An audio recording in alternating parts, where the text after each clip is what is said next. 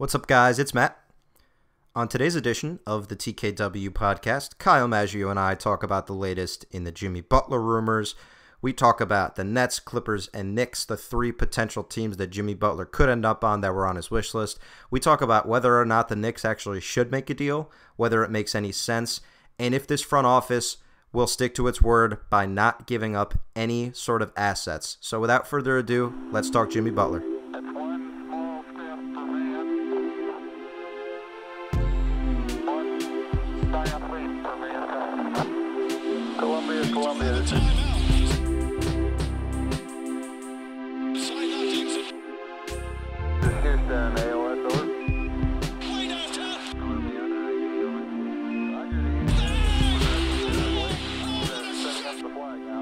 Hello, folks, and welcome to the TKW Podcast. I am Matt Spendley, and I'm joined today, as always, by Kyle Maggio. What's going on, folks? Kyle, how we doing, buddy? Did you hear the news today, the big news? You know, it was a busy-ish 24 hours, to be honest. I mean, I don't know about you, but I'm really excited to see what Tyrese Walker can do in training camp. Really excited. I was thrilled I'm ecstatic that was the last training camp body that they picked up. I think he's going to turn a lot of heads. Probably going to make the team. It's going to be a good time. Is that another Kyle word we have to add to the dictionary? Ecstatic? Ecstatic. You said ecstatic. I think now you're just looking for it. And you'll hear it. If you listen to this, you'll play it back. You'll be like, I said that word incorrectly. I think it's poisoning your brain. I think you're looking for everything that I say to be incorrect. And granted, most of it is, but not that time. We'll listen back to this, of course. But but for the big 24 hours, we had the Courtney Lee demanding a trade and then immediately getting rescinded.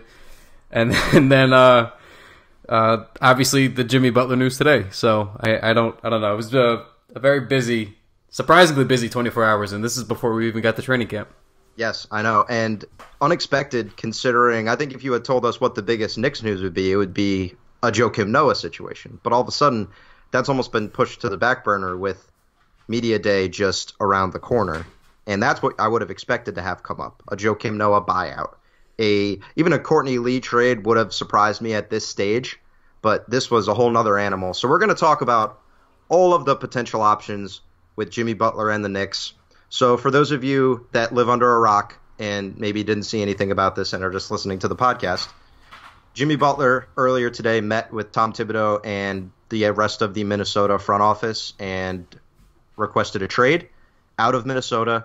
The initial reports via Shams was that he had a list of 1 to 3 teams that he would like to be traded to, and that list could stand to expand. The first report from some sources was the Heat.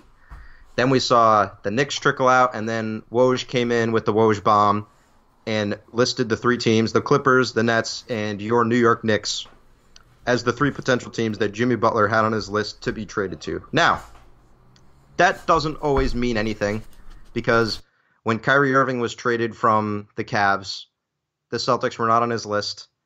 That didn't matter at that stage, so it's simply a preliminary discussion point, but the Knicks are a team that some free agents have been linked to. We know that this has been a thing with others like Kyrie Irving and KD and some other players. The big 3 of Kyrie, KD, and Butler has been the discussion point. And now with the Jimmy Butler news, it becomes more of a reality whether or not we believe that it will actually happen. There is a world in which it does. So Kyle, what was your initial reaction to this report? I mean, we've sort of been leading up to this all summer. You know, I think it was in June or July that report leaked that Kyrie and Jimmy were a package deal. So since then, we've had, I wouldn't say serious talks with our followers or anything, or Knicks Twitter, but it's definitely come up as a topic of conversation if the Knicks should go all in to try to clear space for those 2 or try to acquire those 2 to some degree. So I wasn't really, I guess I was expecting it, you know, but I don't know. I was more surprised by the list that was assembled. It was the Knicks, the Nets, and the Clippers. And to me, that just screamed, you know, he just wants to be like the guy. No matter where he goes. He wants to go, start fresh. It doesn't matter if it's a good team or not. And he just wants to be the guy. So I think that maybe scared me more than anything else, because the whole, not something that we've been pushing, but something that we've kind of been cautiously optimistic about is the culture change and building a real team environment, a team that wants to work together and get these young guys thinking that way. And then Jimmy just kind of, he's 30 years old. He's looking for a 4 or 5 year deal to be paid $150 to $200 million, and he wants to be the guy. And I don't know if that's, unless you're going to get a Kyrie or something to come after, it just doesn't seem like a guy that you'd want. That's all that I kept thinking about, was I saw those teams and it just struck me the wrong way. I don't know why. It almost would have made me feel better if the Lakers were on that list, so I could be like, oh yeah, he wants to play with somebody else, somebody that's talented and good, and it looks like he just kind of wants to come where most of these teams are devoid of top class talent. And I don't know, for whatever reason, it rubbed me the wrong way. I feel like I'm the only one who was thinking about that. Maybe I'm overthinking it, but that's what I ended up thinking about. I just thought the list was funny because a lot of times when you see these players demand deals, they want to go play for marquee franchises. And meanwhile, Jimmy Butler's like, all right, give me the Nets, the Knicks, and the Clippers. The two New York teams that haven't been sustainably good in over 15 years for one and 20 for the other. And the lesser LA team. It's just hysterical to think that these are the teams that he said, I want to go here. Yeah. That's what I'm saying. Normally you see the same kinds of teams. I feel like you always see the Lakers. You always see whatever a couple of the top 5 playoff seed teams are. Like it's whenever LeBron is, usually in those rumors. Yeah, it's always this. Yeah, you always see the same kind of thing. And then here, it just kind of threw me for a loop because it was all the same kind of team. It wasn't. Maybe you'd always see one of those kinds of teams, and the other were contenders or playoffs. But that's kind of what struck me the wrong way here, amongst other things. But what was your reaction? Well, I think that anytime, no matter if you want Jimmy Butler or not, it's always exciting to have rumors abound about your favorite basketball team because it's a rush. It's a rush of adrenaline. You're uploading Twitter. You're constantly checking your phone for the Woj chance. It's just fun. It's just a fun time, no matter if you want something or not. And it's just a certain visceral reaction that you have to any sort of news. We went through something similar last summer in a completely negative manner when we were all on pins and needles about the KP thing, where it's, oh my God, the next notification could be from Woj saying the Knicks have traded KP. And now it's like, oh my God, the next notification from Woj could be that the Knicks traded for Jimmy Butler. And it's just it's an exciting time, but also nerve-wracking, but also just a variety of other emotions that are hard to peg down. I think that what I noticed the most was Knicks Twitter, whatever you want to classify it, all of the people that we interact with, all of you guys, were pretty much in step with each other on this one, saying that the Knicks should not trade for Jimmy Butler. That seemed to be the reaction. We had a poll about if the Knicks had to include one of Frank, Knox, or a first-round pick in this trade, and there were some harsh reactions. And that was the point, and I'm so glad that those reactions came out. They fed me. That was my energy I needed for today, those reactions, because it was all like, why would they ever include this stuff? Which just tells me that people are buying into the rebuild that the Knicks are talking about. And that is a testament to the words that have been spoken by Mills, Perry, and Fizdale, especially in the town hall they did on Monday, when, of course, Mills specifically said, we are not going to trade our first-round picks, and we are not going to give up assets for guys we can get later on down the line in free agency, which means if he's a man of his word and sticks to it, there is a 0% chance that the Knicks trade for Jimmy Butler. And Shams reported it in his article. He said that the Nets and Clippers are circling, but the Knicks have basically said, we're good for now. That's the most recent report from Shams, which does not surprise me at all. But yeah, I mean, that's the way it should be. And this is the thing that we've complained about for so long. We're not asking for a lot. We've just been asking for normal decisions. And I know people like to make pretend that the Knicks never took this stance before, but I'd like to remind everybody that when Donnie Walsh took the team over, he did almost the exact same thing that Perry has been doing. A little bit different, obviously. It's not an exact parallel, but he came in, he cleared out some salary, he got some young guys, he drafted pretty well, and then he signed one guy in 2010, which was Amari, and then he was going to build the team around that. He knew Carmelo was coming in free agency. You know, he did his due diligence. He went in to see if they could try to make a deal that was reasonable, considering Melo was basically a rental. It wasn't guaranteed that he'd re-sign, but he knew they had a damn good shot that summer to just sign him outright. And he said no to the Nuggets offer, and James Dolan went ahead and pulled the trigger on the deal. So that's why I wouldn't say I got in any arguments. I got in some debates from the Knicks wall account today because folks are just saying, well, you know, Mills said we wouldn't do that. Mills said we wouldn't give up assets. And we've had guys who have told us from this front office that they wouldn't do that before. And sometimes it's out of their hands, is my point. Now, I'm cautiously optimistic. It really seems like, from just the optics of it, that Dolan has sort of learned his lesson to some degree. He's very quiet. He's very reserved. Even in the interviews, he's just... I don't know. It feels a little bit different to me. But at the same time, we have nothing proven to go off of. You know, there's nothing to really show that we should have a serious amount of good faith. There's no evidence of it, other than, okay, they were competent for a year. They didn't make any big splashes. They were just competent for a year. So, I don't know. We're not asking a lot here. It's just be normal. Like, yeah, he's going to be a rental for when you trade for him. If you don't, you're going to get a year out of him, tops, if you trade for him right now. Right. More likely you get half a year. So just why would you gut a couple of those young guys for that? It makes no sense. Is that Mello or Mace asking me to say something on the podcast? That was Mello, who's normally the quiet one. This is the perfect transition because I was going to compare the Mello scenario real quick. Jimmy Butler is also not Carmelo Anthony. At the time when the Knicks traded for Mello, he was regarded as one of the big stars of the NBA, a huge personality that would come to New York and make a difference off the bat in terms of a personality thing, reinvigorating the team with a new sense of energy, and on the court. Jimmy Butler is not that. Your point about Dolan is 100% accurate. I think that for the most part, people are buying into this new Knicks front office, new James Dolan that's going to have a hands-off approach. And I think you're right. Until we see that go poorly, which I really don't think so, because it's also, you got to remember, Steve Mills has been with the Knicks for a while. I think if he was tepid about Dolan's involvement, he would not talk about him. But he said multiple times, he goes, James and I have had conversations. We understand what needs to happen. So we'll be optimistic about it until something goes poorly. We always know there's a possibility, but it certainly doesn't feel like that's bound to happen. It doesn't feel like we're about to get an LOL Knicks where they trade Frank Ntilikina, Tim Hardaway, and a first-round pick for Jimmy Butler. Yeah, and that's the other thing, too, about the Melo point. Melo was, I believe, 26 when we made the trade. Because Butler's 29. Yeah, and Butler's about to be 30 this year, and then he's looking for basically in his 30-31 age season, he's looking to, get a 4 or 5 year deal.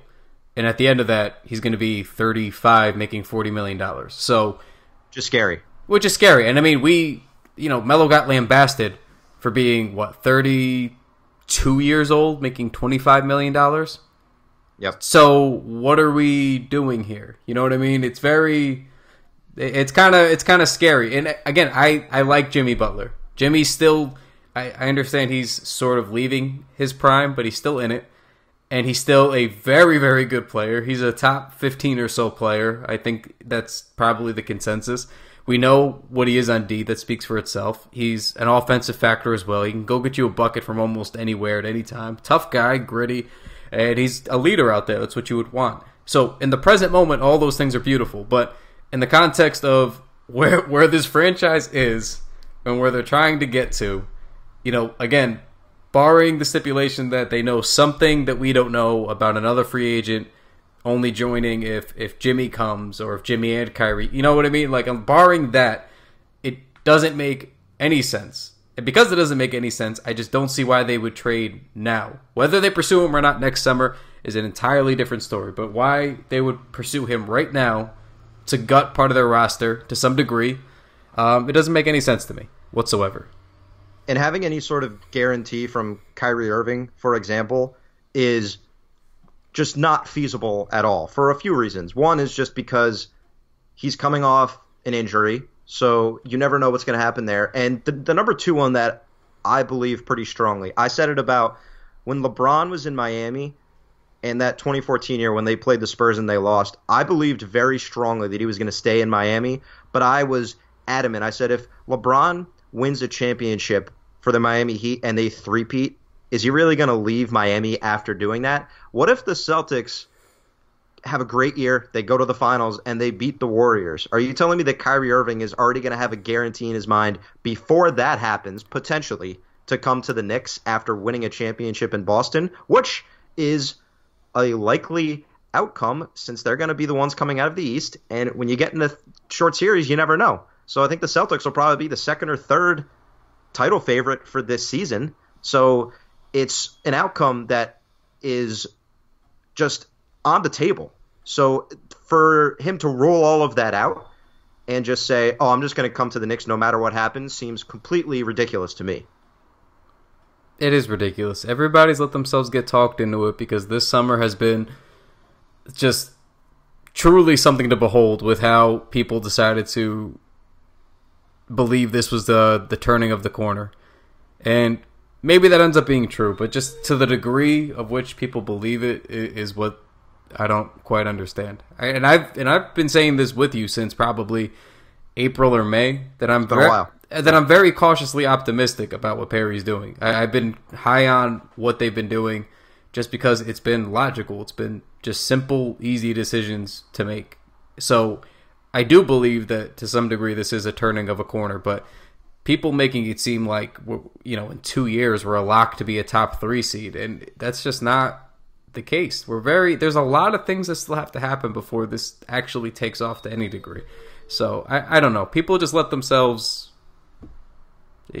just kind of go a little bit too far with this, I think. And I'm cautiously optimistic. You've been on that same wagon with me, but it's too far now. And the first step of getting any team to those heights is to land a superstar, which is the argument for trading for a Jimmy Butler, which one of our callers makes right here. The Knicks need to trade for Jimmy Butler. Let's be realistic. KD is not coming to New York. We have a way better chance of signing Kyrie. And if we can secure Jimmy Butler now, we have a way better chance to get Kyrie. I believe the Knicks need to trade whoever it takes except Knox, Robinson, Ntilikina, and Porzingis. Everyone else should be on the table. And if we can keep the first round pick, that'd be ideal, but maybe we're going to have to use it. So there might be some people out there that are okay with parting with a first round pick to potentially land a Jimmy Butler, which of course the Knicks have said they aren't going to do, but sometimes in a dire situation, a team has to go back on their word. And when a scenario like this comes about, I think what you're wary of happening is what happened to the Lakers with Paul George, right? The Lakers were basically like, we're going to get Paul George. We're not worried about it. OKC jumped the gun. They got him. They convinced him to stay. And then he ended up signing a deal in OKC, and the Lakers were out of luck. Of course, they ended up getting LeBron, but LeBron's not coming around every corner. So what do you think about that argument, that they need to get Jimmy Butler in the door as soon as they can to potentially set up getting some other free agents and convince him to stay in New York?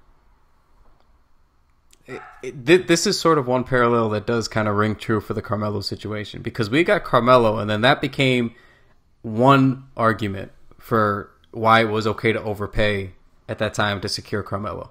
So that way you trade for him, you know you're going to lock him into an extension after that, and now that you have one guy, all these other stars are going to come. And it didn't really happen that way. Yeah. They signed Tyson Chandler, which was a good get, but then after that, it was a lot of odds and ends still. Jeremy Lin panned out for a brief time before leaving to go to Houston. But then it was Steve Novak was a big piece of that team, and he was a kind of a forgotten about guy before then. We had Jason Kidd come on his last legs. We had Pablo come and make a big impact, but he was Raymond Felton. They brought back to a contract. Raymond Felton that they brought back, and he was miserable the second time. And J.R. Smith after coming back from China, right? So we never really got that other big free agent. It just never accumulated. And the other thing too was, we still had Amari, and we could have used. I was going to say that's the problem, because they couldn't get another guy because Amari was eating up so much of their cap, and he was a dead hit by the end of the contract there. So that's why I'm not really too crazy. And they had the opportunity to amnesty Mari too, and they didn't do that. But it's neither here nor there. The point is they didn't do what they needed to do to get another free agent in after that. And it seemed like nobody was really interested, even when they did have opportunities. And I don't know that that's a good argument for where this franchise has been, I guess. Now, things can always change, but for where we've been already for the last 15 years, do we really want to try to go back down that path and gamble again? And is Jimmy the guy to gamble with? Again, he's going to be 30, 31, next year, which in all seriousness would be the time that we would get him, or at least lock him in for a full season. So I don't. It's not that I don't believe it. It does help. Like having a Jimmy Butler for sure would help. When other free agents are looking at the team and see Jimmy and a healthy KP come back, it helps. It probably gets you a guy. I just don't know if it's going to get you the right guy. Is it going to get you those A-level guys that you want, or are we going to get these lower-level B-tier guys again, high-level C-tier guys again, those little odds and ends free agents, regular impact guys, but nobody who's going to really, truly move the needle for what matters, which is getting to an Eastern Conference Finals? I don't know. I don't think that this move does that. I don't think he's the guy that you put the chips in for. I think he's the guy that you make the auxiliary move for. I just don't think he's the guy you want to start out with to go down that path. It's a great point, and that's considering a variety of factors, including his age, his potential looming max contract. As you mentioned, he's going to end up being paid an immense amount of money into his mid-30s. And then just his track record in the past. We've seen some of his issues with teammates struggling with young players. The Knicks roster is full of young players. And speaking of those young players, real quick before we get into some more reasons why we think it's not the best idea to end up trading for him, if we're going to talk about a potential trade in a scenario like this is Tim Hardaway Jr. seems like a lock if they're going to trade for Jimmy Butler to go out so that salaries can match up. So if it's a Hardaway and an asset, like a Hardaway and a first-round pick, which I don't see why Minnesota would accept that. It's not enough unless they feel the circumstances are so dire that they need to trade Jimmy Butler as soon as possible. Or, the Joakim Noah's contract is still there for the Knicks, and I would imagine that they'd say, we'll give you Joakim if we attach another asset, if that's the avenue they decide to go down, which, again, we don't think is going to happen at all. To answer kind of your thought on the poll question, if it comes down to it, what asset would you prefer them to part with, assuming that Kevin Knox is just completely off limits in a scenario like this? Frank Ntilikina or a first-round pick? I know I'm going to get harassed tomorrow, and that's fine. I put you on the spot for that sole reason. Yeah, it would be the first-round pick, and it's something that's been floating around a lot on just sports Twitter in general ever since that Khalil Mack trade, where they were making that. Well, no, remember? Have you seen that? I wouldn't say it's a meme, but they brought back that little Family Guy bit about the mystery box with the draft picks. I don't know if I've seen it. Okay, so with Khalil Mack, they basically made the joke where Gruden keeps saying, well, they need a pass rush, so they need a pass rush, but they don't have Khalil Mack now, who was the pass rush. So the best part, before you go on, the best part about that was when Gruden sat down with a straight face on Monday night and said, Khalil Mack, he just didn't want to be here, so we had to get rid of him. Yeah, and his reasoning was because he didn't come to OTAs, which is not for the Khalil Macks of the league. So yeah, again, because it's not for the fucking best defensive player in the entire league. No, but continue. No, but the mystery box thing was, so someone was like, "Do you want a boat?" Because that's what Peter did in the episode. He's like, "They're like, Peter, do you want this boat or do you want a mystery box?" And then he turns he turns to Lois and goes, "I have seen this." He goes, just for the listeners who maybe haven't, he goes, "Lois," he's like, "we could have the boat, or we could have this mystery box, which could even be a boat." And that's kind of what I feel like giving up the draft pick would be. It's like, we can give up the draft pick, which could be anything, even a Jimmy Butler, or we could just get a Jimmy Butler if it came down to that. Like, if it was like Tim Hardaway Jr., Joakim Noah, and then the first-round draft pick, unprotected. Your dog is like, get Joakim Noah out right now, please. I don't understand. I brought him up here because he's the quiet your one. Dogs are. I got to feature them. I think it has to be featuring Melo tonight. Yeah, this is pathetic. He's never. It's always Mason. But anyway, so that's the way I feel about it. I feel like, yeah, if you had to, gun to your head, and you had to give up one of those 3, and you'd assume Knox is off the table because he seems like he has more of the ability to be special. And Frank is, I think we all believe in Frank here. Obviously, I do. I've on record countless times, but he's and more our fans certainly do. Yeah, that's for damn sure. Yeah, but he's still more of a project. Like he might tap out as just being a really like a Roberson, like a really good defender. Can't really do a lot offensively. I think he'll be better than that, but that's my point. Is you never really know how guys are gonna end up. So if you wanted to cash out on Frank, I get it. But gun to my head, I would just go with the pick because it's again you could. You know how many times we get a pick and we look at a guy and go, this is a sure thing. And the odds of that actually being a sure thing. I mean, what are the percentage that somebody actually pans out to be like a starter level player? Isn't it like 15 to 20%? Brought this up a lot. You brought this up a lot when we were having pre-draft pods. You were saying and it gets worse the more you go down. You know, you're looking at a Kevin Knox with the 9th pick. What are the odds he ends up making an all-star team? Like 4%? That's the argument, right? Yeah, basically. I mean, it's not a high percentage. And I know it sounds good because we watch the college games and then we see these guys that we fall in love with over the course of the year. As you know, it's very easy to do so with prospects. And then we think, well, that guy's going to translate for sure. And then they come to the league and they just simply don't for whatever reason. Maybe they didn't get enough development. Maybe they're not athletic enough. Who knows why it doesn't translate. But, yeah, I mean, I would just go with the draft pick because the odds are literally in your favor if you were to trade the draft pick. And it's not like prior regimes where we're just like we're trading all the draft picks. That's obviously wrong. But if you trade a draft pick to get a star, and then next year you just have your own draft pick anyway, let's say, then it's really not a big fucking deal. We got to get you watching more college this year, Kyle.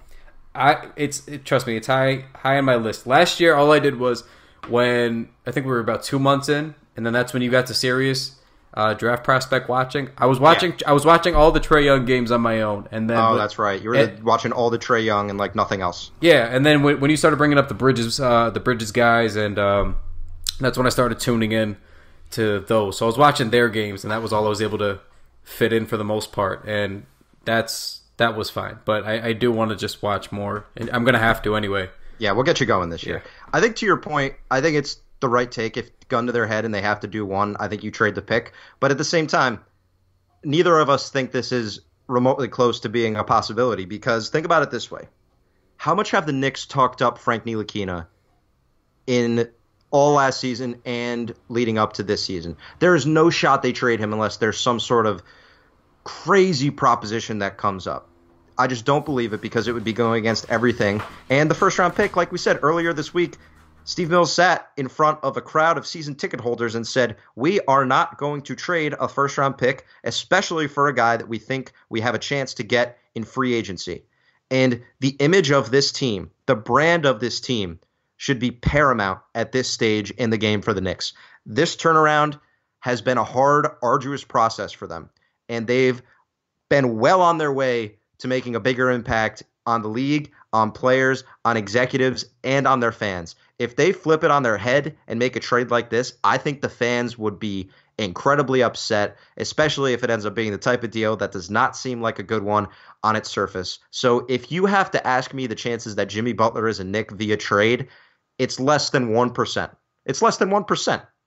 Yeah, I mean, that's mostly a good point, is because we've gotten duped before with the rebuild thing. You know, that's why I brought up the Donnie Walsh thing before. And folks were in on that rebuild. I know it was almost a decade ago, so people do forget that. But folks were actually in on that. They were actually in. Real. Yeah, because they knew, okay, Walsh came in. We finally got these fucking salaries off the books. All we had to do was worry about Eddie Curry's contract for the 2010 season, and that was it. We had Gallinari. We had Wilson Chandler. I think Anthony Randolph was then in the fold. I mean, it was... I wouldn't say it was an exciting team, but it was just... We had young guys who weren't total pieces of shit as players, and we had cap space and our picks. It seemed like, things are going to get good. And then it devolved very quickly. And then we got Melo, and they were more than competitive. They were actually a winning team for those first couple of years, and then it was okay. But, ultimately we didn't win anything. Outside of that 2012-13 year, I mean, it mostly kind of stunk. So... do we really want to go through that again? The answer is no. That's why everybody's all in on this rebuild. It's because, just please, for the love of God, just keep drafting guys, keep developing guys, keep whoever sticks, drop whoever doesn't, and just see what happens. And that's it. We just want to keep our money, save our money, draft the young guys. Yeah, they would absolutely riot. I mean, you put that poll up today, right? And we had 70-something people yell at us. Just it's over 100. Yeah, we got like ratioed the likes of which hitherto have not been seen beyond a just classic tweet that comes out from some politician that is just a horribly bad take.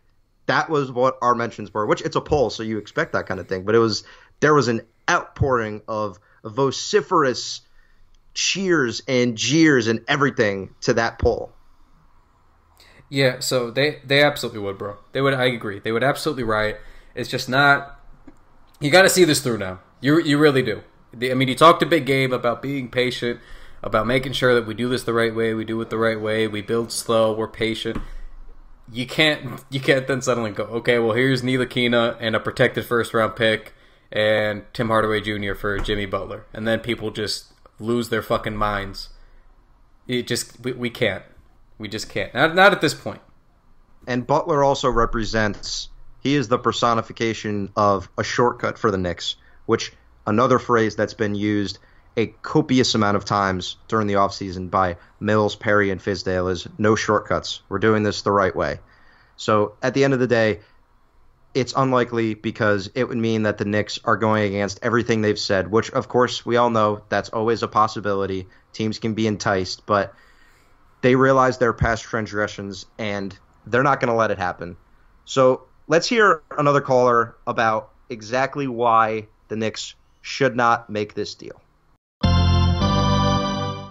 Yeah, this is Avi. Thought is you stay put. You don't make any trades unless it's to get rid of Noah or Cantor, possibly Hardaway. But even then, I think you got to stick to the young core and keep your draft picks for as long as possible.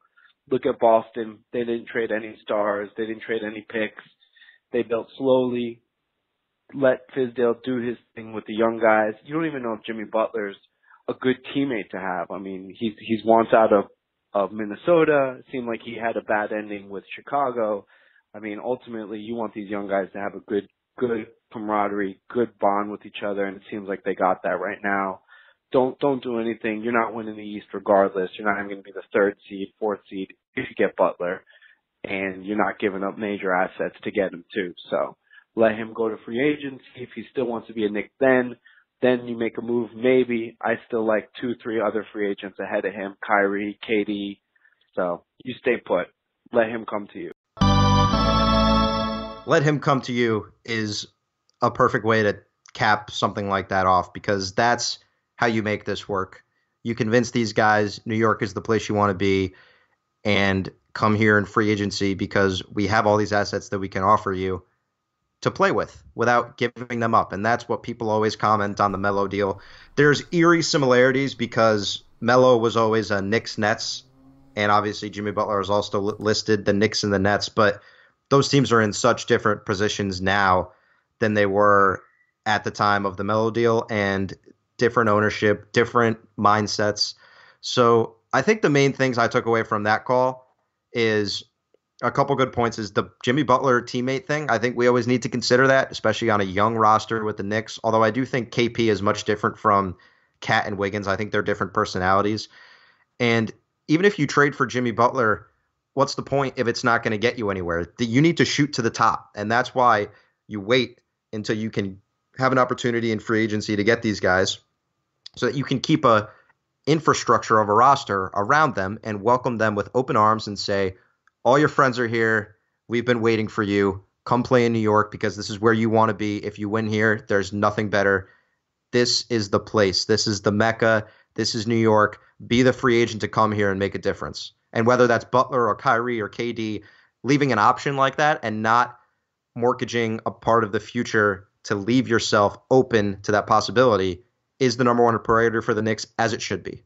Yeah, I mean, ideally, always let them come to you. You know, I mean, the only way, and I think we discussed this in our Slack chat before, the only way that I'd really be on board is if it was going to clear a significant amount of salary, and in which case I wouldn't mind giving up a first. Like if they were going to take back Noah so that we didn't have to stretch or waive him, you know, and we gave up, an unprotected first. Hopefully, I wouldn't say for this year. Ideally, you'd want to do that, if anything, like 2021, if you were going to do that. Right.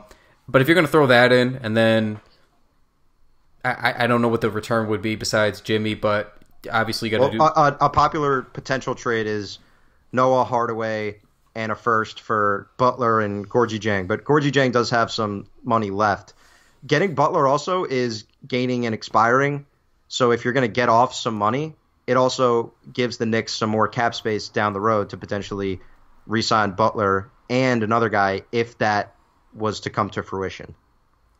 Okay. Yeah, I mean, if it was going to clear, Timmy's salary, and I like Timmy, I've come around to that, but if you're going to clear Timmy and Joakim in one shot, get Jimmy in the fold already, I think I would be on board for that, to be honest with you. I think that would probably be worth the first in and of itself. You get rid of Noah's salary quickly, you get rid of Timmy's salary quickly, and then the books are pretty much clean outside of Courtney Lee's contract, and then you can kind of work with things from there. So I'd be okay with it in that circumstance. I don't know. I don't think that they would do that, is my thing. I don't think Minnesota would do that either. Because let's talk about the other two teams briefly. The Nets have a few expiring deals that are easy to match up with Butler's salary in Kenneth Faried and DeMarre Carroll. They have all their future draft picks. They have some other picks. And they have two young guys that if the Timberwolves like and the Nets are willing to put on the table, that would be difference makers, and that's Karis LeVert and Rondé Hollis-Jefferson. Those are guys that could be potential options. I would say that they'd be more likely to trade RHJ, but does Minnesota like him? Would the Nets give up any firsts after the whole debacle happened and they've completely revamped and they finally have all of their picks? I certainly don't think so. I think the Clippers, if they're going to make a trade, make a lot more sense because the Clippers can trade a Tobias Harris, maybe a Shai Gilgeous-Alexander, and another asset, or maybe it's just those two for Butler. The other two teams have frameworks of a deal that are more enticing to Minnesota than the Knicks have, which, of course, has been the story of the Knicks for the past, 8 years? Yeah. Were you going to keep going? No. I thought I was giving you a quick springboard, so I can affirm that for you, and then you'd be like, yes, exactly. So, but that didn't happen. Tell me I'm right. Well, yeah. There we go. That's all I needed. I thought you were gonna lay it on a little bit after that, but no, that's it. I just think that the other two teams have deals that are much especially the the Clippers. I think the Clippers really have 100%. I think they have, if I'm not mistaken, they have most of their picks, if not all, going forward. And then on top of that, I just think the current players they have, you can almost take your pick if you're the Wolves. Whereas with the Knicks and the Wolves, I don't understand why the popular one is Timmy. Which, okay, sure, but why would Minnesota do that? They have Andrew Wiggins already. Are they going to move Andrew Wiggins? Can you imagine why Wiggins would you and Tim Hardaway on the wing? Well, that's what I mean. Like it's very easy to sit here and say, oh yeah, we'll send Timmy out. Timmy's a nice young player. They'll take Timmy. But why would Minnesota take Timmy? They have Andrew Wiggins. It makes zero sense. You can't trot those guys out on the court together, and you really can't have those two guys on the same team. It makes no sense whatsoever. So yeah, in theory, it makes sense for the Knicks to try to package it and get rid of those contracts, but I can't see any world where Minnesota would want Tim Hardaway Jr. That doesn't make sense to me. Like that Kings scenario from over the summer when someone brought that up and that was a popular thing to get Timmy's contract out, that makes sense because all they have is power forwards and centers. It's the Kings. And it's the Kings. So like that made some sense, but I cannot for the life of me see why the Wolves would take Tim Hardaway Jr. And he's really the only thing that we have, one, to make the money work, and two, that would be enticing for a team to take back. Like, we can't shoot Minnesota, Courtney Lee, Joakim Noah, and an unprotected first for Gorgie Dang and Jimmy Butler. It's not happening. That's not happening on any planet. So outside of the Timmy deal, you basically would then be back to square one, which is, well, which young assets are you giving up? And if the answer is none, then this doesn't make sense. Then no Jimmy Butler for you. That's it. So don't be throwing out trade scenarios with Courtney Lee and Lance Thomas and these guys without. You're going to have to give up an asset if you want to get Jimmy Butler. The Knicks, in all likelihood, will not end up doing that. So Jimmy Butler will not be a New York Knick for this season. And there's nothing wrong with that because if he is a New York Knick for this season, that means that Mills and Perry have gone back on their word, which who knows how it would work out. But again, not something I think they're likely to do, and not something that they should be willing to do considering the state of the fan base and the state of their franchise across the NBA. So at the end of the day, we're talking about a scenario that has a minuscule chance of happening, and it's just going to be the Knicks again turning an eye to next summer and the summer after that. Yeah, something we brought up in the last couple of pods was, everybody's been talking about 2019, but really you should just look to set yourself up for 2020. There's no reason to really rush with the Noah situation, even though that's inevitable at this point. And looks like they're going to stretch him. There's no trade market for him, so that is what it is. But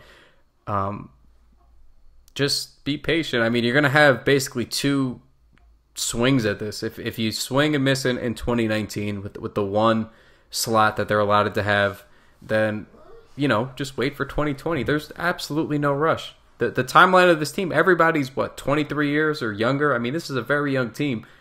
Why are we swinging for the fences? And a couple of them have what we like to think is special talent. We know about KP. We like to think Knox looked like he's going to be a special talent in the minuscule Summer League sample that we saw. But, Frank's still a project, and everybody else is kind of a redemption project. The Moutiers, the Hazonias, the Burks. So there's no rush. There's just no rush. Like Avi, one of the callers said before, this team isn't going to win anything now or next year or the year after. Yep. They're not going to make a push in the Eastern Conference with the Celtics. The Celtics are young, too. People forget that. The Celtics are pretty damn young. Kyrie's 25, 26, and he's going to be healthy this season. Hayward's, 27, if I'm not mistaken? Yeah, maybe a little older, but yeah. But my point is those two are in their primes, or, just entered or just firmly in their primes. But then their other contributors, not named Horford, those are young guys. Rozier's young. Jaylen Brown's young. Jason Tatum's very young. So that's a relatively young team too. So that's not a small window that's about to close. And let's say Kawhi decides to re-sign in Toronto. Are they going to win anything? If Kawhi is now in his prime, healthy, playing in Toronto and that's mostly a young team outside of Kyle Lowry. Don't rush the window. Just take your sweet ass time. You already waited for LeBron to get out of the East for the most part. Just take your sweet time now. You got these good young picks. There's no rush. There's always going to be free agents. Always. There's no rush. And it's nearly a lock. That's what happens. It's nearly a lock that the Knicks wait this out. They wait their turn, and they present themselves to be in a great position to pitch to free agents come next summer. And if free agents come, that's fantastic. The Knicks have a great shot at getting those guys. So they don't need to give up assets to get there. There are arguments for trading for Jimmy Butler, but I think they're shallow, and I think you can pick holes in them incredibly easily to the point where it would never make any sense unless they got some deal that fell from the heavens because they got so lucky that the Timberwolves just needed to get rid of Jimmy Butler, and the Knicks ended up not having to give up any serious assets, which does not seem like a distinct possibility in the slightest. So at the end of the day, we're looking at a team where here's some talk, but don't expect Jimmy Butler to be a Knick if you believe in the Knicks' current regime and what they've been saying all this time. And I think we're on lockstep there, right, Kyle? Yeah. Yeah, we are. So that's how it's going to go. So you have anything else you want to talk? Got training camp coming up. Do we think Joe Kim is a Knick come media day? No, I can't. And they are cutting it goddamn close, man. I cannot see him being. There's no way. That would be a PR nightmare. There's no possible way they could trot him out there. Can't happen. There's not. I just can't. I just imagine. There would be nothing to talk about. He's going to come up there, they're going to trot him out there, and they're just going to be like, hey, so what are you still doing here?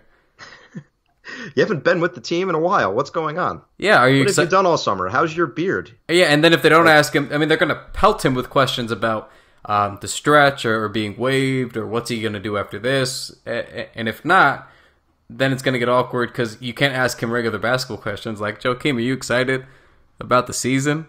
Are you excited to play with Coach Fizdale? It's not happening. It's not happening. I don't know. I feel like tomorrow or Friday it's got to happen. They're not going to wait for the weekend to do this. I don't know, maybe like a late Friday news dump. I could see that happening, or like a Sunday during football kind of thing, where it's like just let's throw it under the rug, let's get this over with, so we don't have to talk about it. It's possible. I don't know. We shall see. Now, Kyle, one last question. Are you excited for Space Jam 2? You know, I'm very excited for Space Jam 2. And are you an OG Space Jam fan? Because I saw a little backlash on it today. I don't think Space Jam is a good movie. Michael Jordan is one of the worst actors I've ever seen, but the nostalgia that's associated with that movie is so strong. It's just, and it's not a bad movie by any means. Listen. There are reasons for certain movies. Not every movie that gets put out is purposely put out to be a good movie. That's the misconception that people get. People think that every movie that gets put out was put out with the intention to be a good movie. Do you know how many corny comedy/action movies get put out with the intention? They just came out with one. It's called The Predator. Yes. Literally just came out last weekend. Do you remember Dwayne "The Rock" Johnson's classic Baywatch movie that came out 2 years ago? You remember every movie Dwayne "The Rock" Johnson has come out with in the last 5 years? Yep. Baywatch, Skyscraper, San Andreas, the list goes on. Jumanji. Yep. They aren't good movies. But the point is there's reasons for those movies, right? They're supposed to be stupid. They're supposed to you laugh a little bit, and then that's it. People take movies too seriously now. Everything is supposed to be a critically acclaimed, deep plot, good story, well told, and that's not what it is. Space Jam was supposed to be a stupid fucking movie. The original Space Jam was supposed to be a stupid movie. Just listen to the plot of Space Jam. And the dialogue. The dialogue is hysterical. And the dialogue. It is the fucking Looney Tunes. It's the fucking Looney Tunes. And the Looney Tunes team up and break into Michael Jordan's house to get him to come into their world so they can stop other Looney Tunes, aliens this time, from stealing superpowers and trapping them on Moron Mountain for the rest of time. That's it. It's a horrendous plot. It's supposed to be horrendous. It's supposed to be stupid and funny. You're supposed to suspend like real critique to watch that movie and get lost in that. And people go way over. This happens with every movie now, but Space Jam is supposed to be stupid. It's supposed to be stupid and funny. Space Jam 2 should be stupid and funny. I'm tired of people saying, well, Space Jam sucked. Yeah, well, there's a lot of movies that suck if you hold it by those standards, but that's not what we're supposed to be doing here. I'm a big movie critic too, so I feel like you're directly adding me with this. I am. I'm almost personally yelling at you here. I'm the guy that saw every Oscar nominee for Best Picture last year after it came out, and then had a tweet for every single one about why I thought it was good or bad. So, also, Ryan Coogler is producing this one, and he's the same guy that has done Fruitvale Station, Creed, Black Panther. So this could it's going to be a well shot movie. So, and LeBron is a much better actor than Michael Jordan. Like, LeBron in Trainwreck was actually pretty funny, I thought. Like, he's had some good moments. So, I don't know. I'm excited. It should be fun. All right. Either way, training camp coming up soon. We'll have you covered should anything happen on the Jimmy Butler front. But we're excited. We've been saying it for a couple weeks now on the pod. Basketball is coming. For those of you that called in, thanks a bunch. We're going to send you guys out with a couple more. But we're going to keep that going all season. So those of you that called in, keep them coming when we send it out. Those of you that didn't and want to hear your voice on the pod, let it be heard. Yeah. Tweet that out. Keep an eye.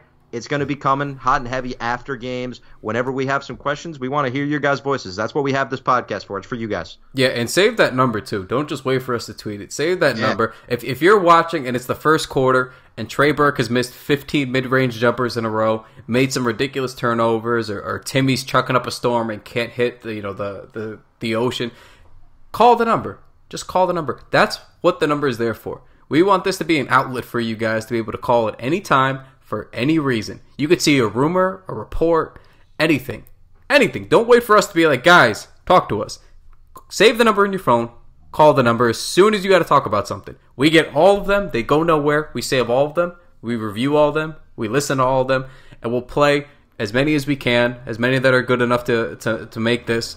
And that's going to be our way of letting you guys speak a little bit as best we can. We want to hear from you guys, so just please utilize it. Like Matt said, it's going to be there for after the games or anything. It'll always be there. We'll tweet it constantly. But try to save that number in your phone and just have it as a hotline of sorts. We just want to hear from you guys for any reason. It's going to be a very long season. Not going to be a lot of wins. we need to hear from you guys and your thoughts all the way through. Consider it your personal Knicks venting source. That's what it is. And that's the role it's going to play. So be ready for that. We'll send you guys out with 2 more calls we got. Kyle, nice chatting with you, buddy. We'll see you. You too. Take it easy. I am so fucking hyped for this Jimmy Butler trade. My dream of a big 3 of Porzingis, Kyrie, and Butler's coming true. But 2015, Butler proved he's a fucking man. The fucking Bulls were one bad call away from being 3-1 up on the Cavs in the finals, and Jimmy Butler was the best player. I hope we don't trade too much for him. Honestly, I am so freaking hyped. We get Kyrie in free agency if we make a smart trade. Oh God, I'm so hyped. Hey, what's up? This is Bailey from Brooklyn, first time, long time. Just calling in to say that I think acquiring Jimmy Butler would be a really good idea. I like all of your takes on that. I think they should trade Frank Ntilikina for him. Yeah, that's all I have. Bye.